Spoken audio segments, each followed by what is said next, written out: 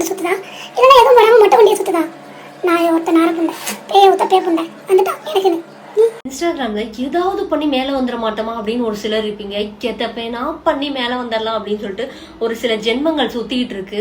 எந்த அளவுக்கு வல்கரா பேசி வீடியோ போட முடியுமோ அந்த அளவுக்கு வல்கரா பேசி மேல வந்துகிட்டு இருக்காங்க. மேலேயும் வந்துட்டாங்க.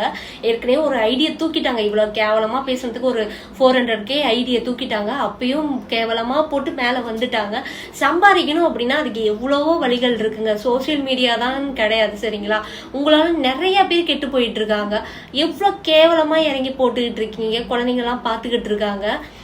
இதுல பயோல ஒண்ணு வச்சிருக்காங்க, நான் வீழ்வேன் என்று நினைத்தாயோ அப்படின்னு. நீ வீழவே மாட்ட, எல்லாத்தையும் நீ வீழ்த்திட்டு தான் போவ. இப்போலாம் கேவலமா பேட் கமெண்ட் பண்றது இல்ல, நீங்களா பேட் கமெண்ட் ரீட் பண்றது இல்ல அப்படின்னு சொல்றீங்க.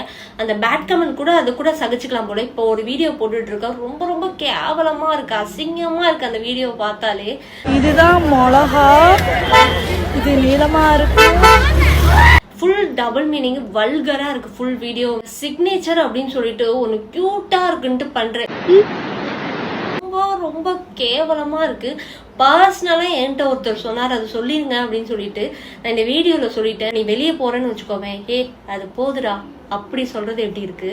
அக்கா நான் உங்களை பார்த்தேன்க்கா, ரொம்ப சூப்பரா பண்றீங்க, நல்லா பண்ணிட்டு இருக்கீங்க, உங்க கூட ஒரு செல்ஃபி எடுத்துக்கலாமாக்கா அப்படி சொல்றது எப்படி இருக்கு? ஒரு நல்ல விதமா மேல வாங்க. நிறைய பேர் வீடியோ போட்டுட்டு இருக்காங்க இந்த மாதிரி பண்ணாதீங்க பண்ணாதீங்க பண்ணாதீங்கன்னு.